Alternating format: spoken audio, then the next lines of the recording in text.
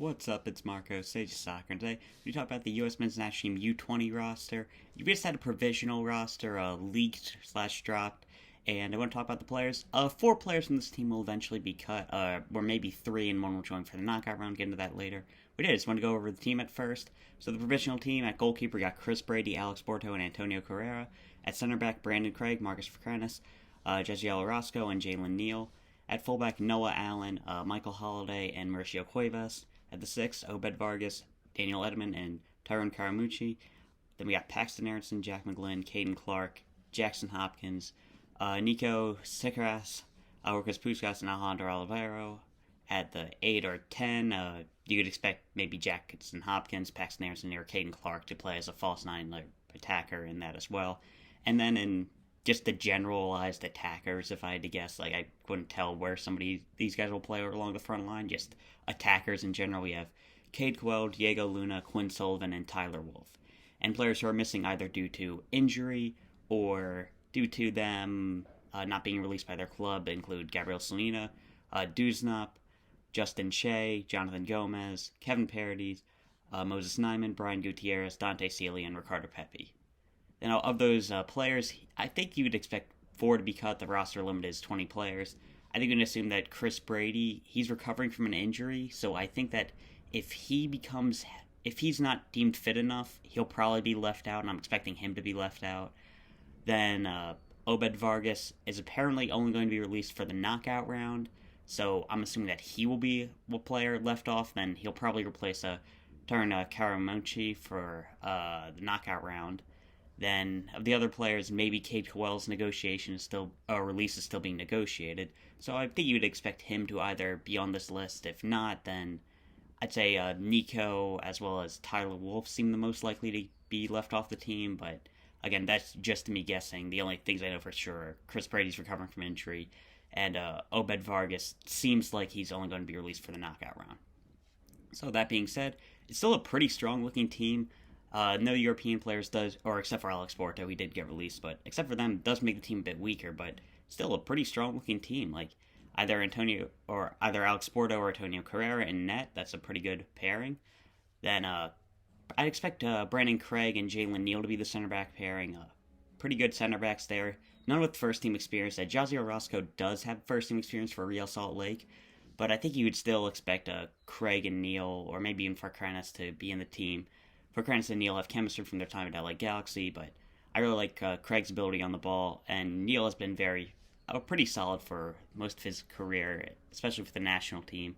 So I think he's probably going to be the guy to end up on the squad.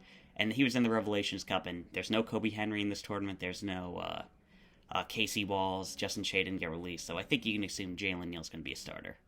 At fullback, Noah Allen is the only option at left back. I forgot to mention Caleb Wiley is dealing with an injury, so he's gone. Kevin Paradis, not released. Jonathan Gomez, he says he's injured. I think he just doesn't want to commit to a team by now. I have no sources on that at all. Just me guessing. I don't think he wants to commit to Mexico either. So he's declining that call up. So I like Noah Allen. He's got some good MLS minutes under him. I think he has looked not completely ready, but at the same time not completely out of his depth. I think he's going to be a very good player, and it's nice to see him get a look in the squad. At right back, I can't tell if it's going to be either Mauricio Cuevas or Michael Holiday. Cuevas has been rated higher for a pretty long time, but he really hasn't had any first-team action, and he had a very long time off during the pandemic. Though can't say how much he's progressed in Belgium because I haven't seen him play, because he hasn't been playing. So, and then compared with Michael Holiday, who's had a couple of really good moments in the MLS with Orlando. So it's, again, can't say for sure who's going to start. I think I'd be good with either, though. At the 6, I expect to be Daniel Edelman. Maybe until Obed Vargas comes in for the national team, or for the knockout round, but Edelman, just a solid all-around player.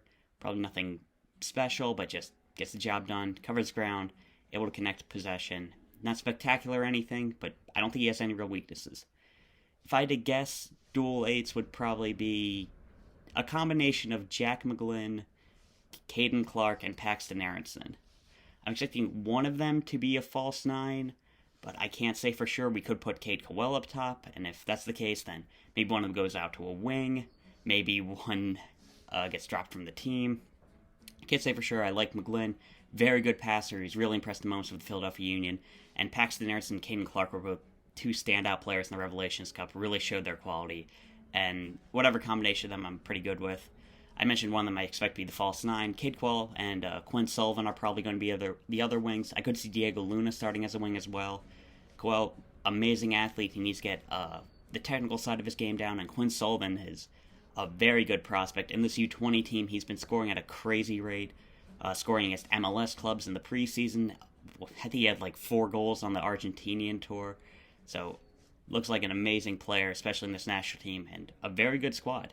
Would obviously be better if we had Ricardo Pepi in the team. Definitely feel good about having Gabriel Salmina. Jonathan Gomez would be a huge boost, but still, this team is definitely enough to qualify. It's far from the worst case scenario that we were expecting, and I'm very excited about this team. And this was released by Tactical Manager on Twitter, so wanted to give him that shout out. I want to give him the shout at the end because I feel like he might get in trouble for releasing this before his sources gave him the ready to, but I want to give him the credit, but at the end, so just in case I don't want him to get in trouble because of me, but definitely want to cite him as a source because really good to see the roster. So yeah, that's all I've talked about. This team definitely capable of qualifying for the Olympics, and yeah, that's all I've talked about. See ya.